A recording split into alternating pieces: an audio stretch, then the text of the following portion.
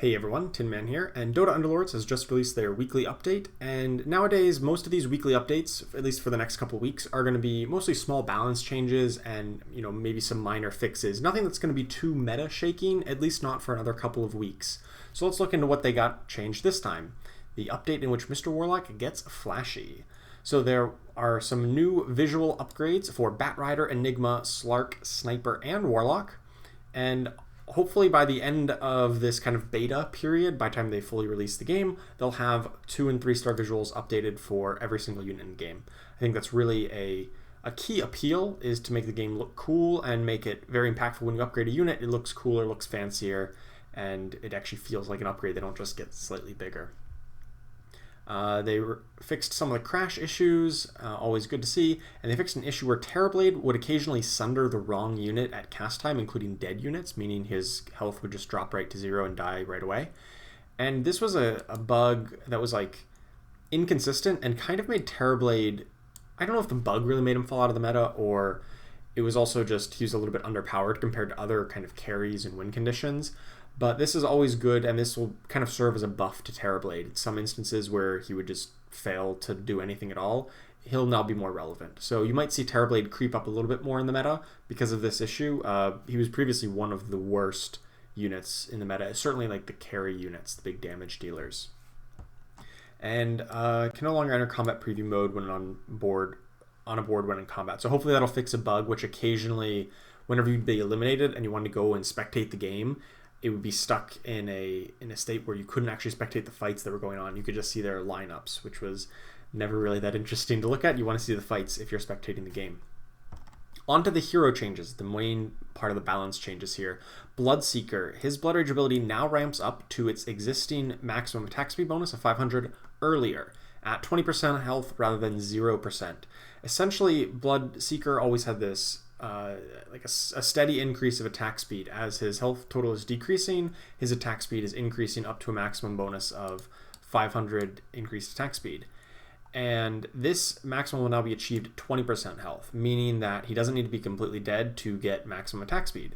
This overall is a pretty decent sized buff to Bloodseeker. He'll be able to deal a lot more damage at every health level. This is just a straight DPS buff, and I haven't calculated exactly what the percentage is, but suffice to say, it is definitely a buff, and along with the change to Templar Assassin, which I'll discuss in a second, you may start to see a lot more Assassins. I know they've been steadily buffed over the past couple of patches, especially with the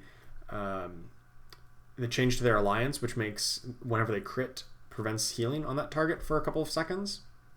So I think you'll definitely start seeing, it seems like the developers really want to push Assassins back into the meta, maybe not top of the meta, but little changes like this help along the way. So probably put a little bit more focus on Assassins in this next patch. Lich, his Chain Frost ability, the bounce range has been changed to 2. It used to be 4. And I don't think this is as big of a nerf as you think it is. So what would sometimes happen with Lich is he's going to cast his ult, it's going to go into their big group of people, and it's going to bounce to everybody. There's no stopping the bounce because it's such a huge range. Early on in the fights, when there's still lots of people on the opposing side, this is really functionally unchanged because most of the bounces were within two squares anyway.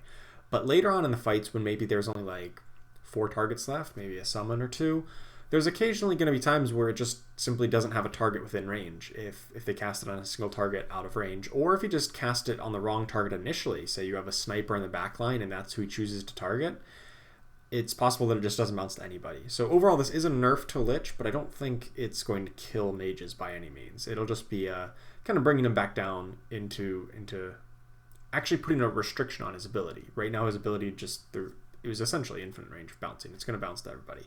And so this is going to kind of restore the spirit of the ability, that it'll punish closely packed formations, but people being more spread out maybe have a bit better resistance to it. Templar Assassin added the meld ability, and this says whenever Templar Assassin first attacks after teleporting or after the first assassin jump, the projectile does 50, 100, 150 damage on impact and decreases her target's armor by 2, 4, 6 for 5 seconds. Typically that'll be 4 and 100 damage because you'll typically play her at 2 star in most kind of endgame compositions. And this is a pretty substantial buff. Templar Assassin was really like it was supposed to be, in my opinion, the pinnacle of the assassin tier list, right? Because all she was about, dealing damage and, protecting herself.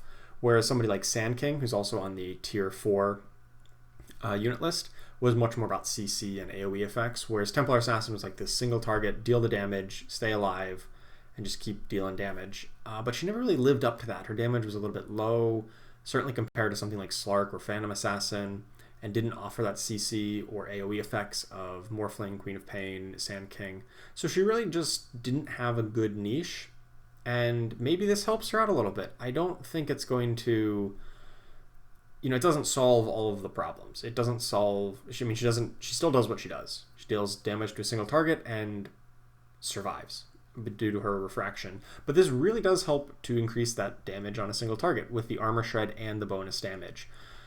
I think this will make her a more popular pick in assassin builds, and I think the change to Bloodseeker and the change to Assassin's last patch will make assassins maybe not the top strategy, but probably a good tier 2 strategy. I really hope to see that in this patch, and if not, if we don't see it in this next week, you can probably expect another assassin buff or two next week, because I think the developers do want assassins to be relevant in the meta and not just for their AoE magic damage in mage compositions with Morphling, Queen of Pain, Sand King, etc.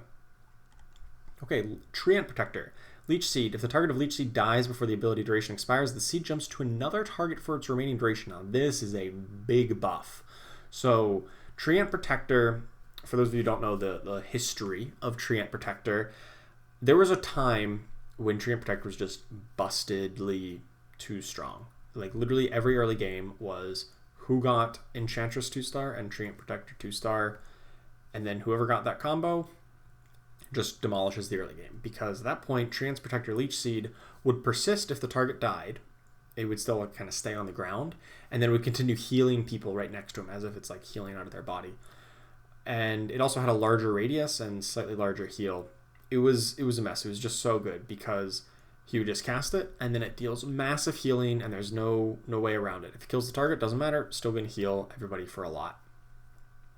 Then they nerfed him pretty hard and said that the Leech Seed would expire upon if the target dies, and then you'd stop getting healing. So sometimes you'd see a case where Treant Protector just casts Leech Seed, it deals its like first tick of damage, maybe first tick of healing, and then the target dies, and he kind of just wasted his cast. I mean, he didn't get very much healing off. The target was about to die anyway. And so Treant kind of like lost his niche. I mean, he was still fine. He was still a druid that you could star up to 2 or even 3 stars relatively early, but he wasn't really like that big carry. They also nerfed the healing radius down to just 1 square away, which is also very important. So the big change here is that now it doesn't expire on the target dying. It can jump. I don't know what the duration is, or to another target, whether it's just another adjacent target or if it has a radius on it.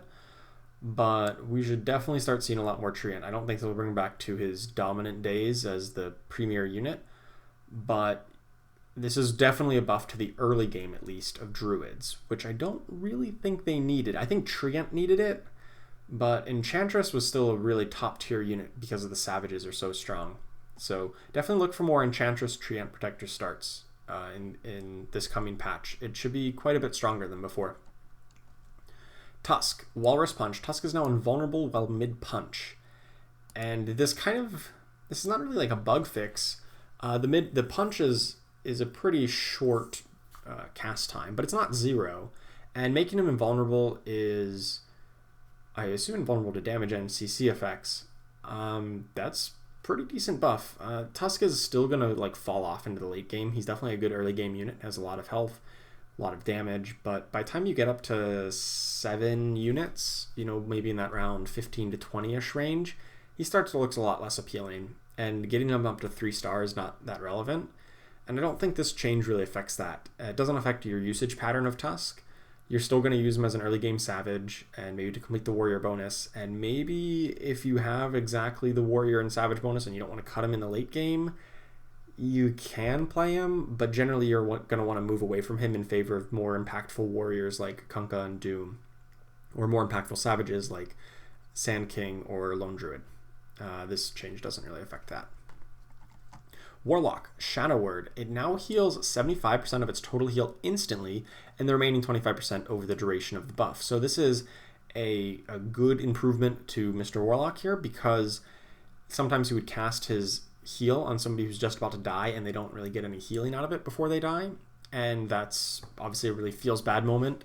You know, you do this full cast, you do this strong ability, and nothing. Like, the target dies anyway. That definitely is not a good feeling to see, and so this will hopefully alleviate some of that by getting most of the heal right up front and keep them alive a little bit longer. The damage per second has also increased on the damage front, so wow, this is overall a pretty big buff to Mr. Warlock. Which is, I think, fair, because most of the time Mr. Warlock was just played as somebody to just die. You throw him up front, probably at 1 star rather than 2, because his job is to die quickly and trigger the Bloodbound effect. This should definitely see a shift towards actually using him maybe as a bit more of an impactful caster in the backline. Kind of more focusing on his Warlock aspect and less on his Bloodbound aspect. I'm not sure if it'll be the most, it'll be, well, actually it'll be really big at 3 star, now that I'm looking at this a bit more. At 1 and 2 star, it's not a big change. I mean, it's 50 to 75, 100 to 150, and that's per second, so that's multiplied over, what is it, a 3-second duration? 3 or 4 seconds, I forget. But at 3 star, if you manage to get him to 3 star, you double the damage. That could make him a consideration to try to get up to 3 star. I'll have to see exactly how impactful that is, but I'm curious to give that a try, especially with how powerful other Warlocks are in the meta, Necrophos and Alchemist in particular. Alright, Alliance changes. Deadeye has added a small health difference to buffer to prevent Deadeye from units constantly swapping targets. That was kind of good. That's really a buff to Bloodseeker, because one of his big problems was that he'd constantly be running back and forth, trying to hit the lowest health target and never actually attacking the targets. So this should help to improve that. It probably doesn't affect Sniper and Gyrocopter all that much, though. And finally, the simplest change is also one of the biggest. Tombstone, the Ray Zombies, the range has changed from 2 cells down to 1. That is huge, because Tombstone, if you've seen my item tier list video, was by far the best item in the game right now. Actually, that was not a video, that was an article I wrote for QHL. Link will be down in the description below. That item was by far the best item in the game, and I'm glad to see it brought down to scale a little bit. I would have liked to see, I think the range nerf is probably the biggest nerf that it could have hit, making it the worst, not the worst item, but like, there's a lot of changes you could have done to Tombstone. You could have made the zombies weaker, you could have made the Tombstone have less health or armor itself, or you could have nerfed the range. And I think the range is kind of the most impactful change, because right now it's already sometimes hard. People are going to walk out of it. And as we saw with Tidehunter in particular, changing radiuses from 2 cells down to 1 is a massive change. Effectively now it only affects 8 cells, whereas at 2 cells, how many would it affect? 24 cells, right? Because it would be a 4x4 radius, so it would be 16 cells, minus 1 would be 15. So that's 15 down to 8. So that's about half of a change. I just did quick math there, so if it's wrong, please don't blame me. But it was something along that range. Actually, no, it would have been 25, right? Because the Tombstone plus 2 on either side, so it's a 5x5 square. Yeah, it would have been 24. So it's from 24 squares that it affected down to just 8. That's a big difference. That's a very big difference. And the zombies themselves are still just as strong, but you'll probably start seeing Tombstone played a bit more on the front line rather than kind of offset a row. You definitely will probably see it played more up front as a tank, and then also to just, if it's up in the front line, it's more likely to get a lot of zombies off. So you'll definitely want to position Tombstone slightly differently.